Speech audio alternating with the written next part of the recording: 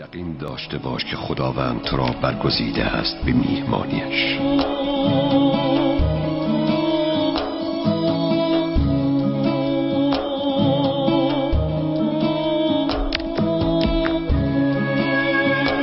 این سفر یقین است.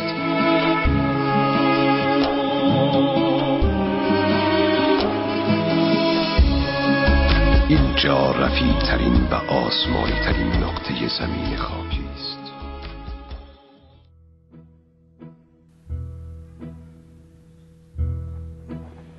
گفتم آهندلی کنم چندی، ندهم دل به هیچ دلبندی. سعدیا دوره نیکنامی رفت، نوبت عاشقی است یک چندی. عاشقی اونایی که جوانی فرصت عاشقی دارن خیلی راحت تر. امام فرمود ره 100 ساله رو یه شبه رفتن، یه شب، چون یه شبش هم عاشقی کردن. وقت کم داشتن، عاشقی کردن. برید جبهه ببینید چه خبر. کسی نرفته نباشه انشالله برید یه سری اونجا بزنید، 1000 تا کلاس براتون بهتره. برید ببینید اونجا هنوز اون روحای عاشق که امام فرمود در شادی وصولشان و قهقهه مستانهشان اند ربهم یرزقونند، هنوز روحاشون همون قدرت و مستی رو به شما هم منتقل میکنه. چند سال میندازدتون جلو. هر کی میخواد گذشته‌شو جبران کنه حتما بره اونجا، حتما بره یه مدت بپلکه اون فضا.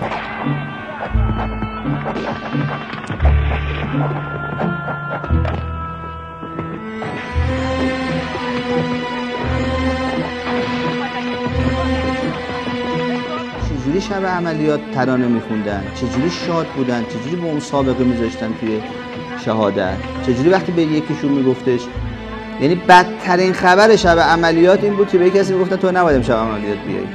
اگر توحید تو جان انسان قرار بگیره تمام دین پذیرشش با عشق و علاقه است، با شیرینیه.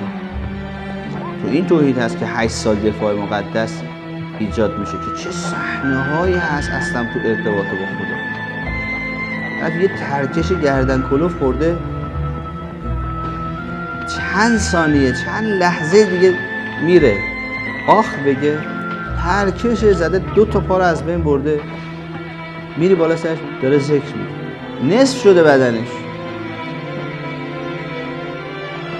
میره ذکر میکنه تا بره.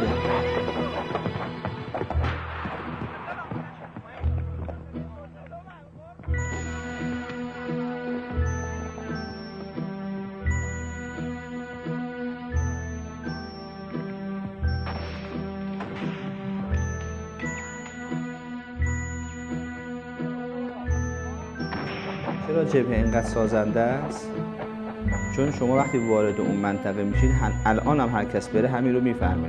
یعنی همون کار رو که با رزمنده ها کرد، هنوزم منطقه این توان رو داره که در ما ایجاد بکنه. هر کس که اونجا میره یه اتفاقات براش میفته. هر کس میره اونجا، چون حجاب ها اونجا کنار میره، منطقه طبیعی نیست، منطقه فطری هست. هنوز اون خونهایی که اونجا ریخته شده آثار زیادی داره. وقتی واردش هم میشید میبینی که غیر از محیط شهر هست. هر کس وارد اونجا میشه میبینه که چقدر سبک شد، چقدر راحت شد، چقدر چیزایی که تو شهر دست و پاگیرش بود اینجا دیگه اصلا نمودی قدرتی نداره. اصلا وقتی میری اونجا انگار که از عالم دنیا خارج شدی، وارد یک عالم جدیدی شدی. خونهای شهدا، صفای اونها، قدرت اونها رو ما تأثیر میذاره.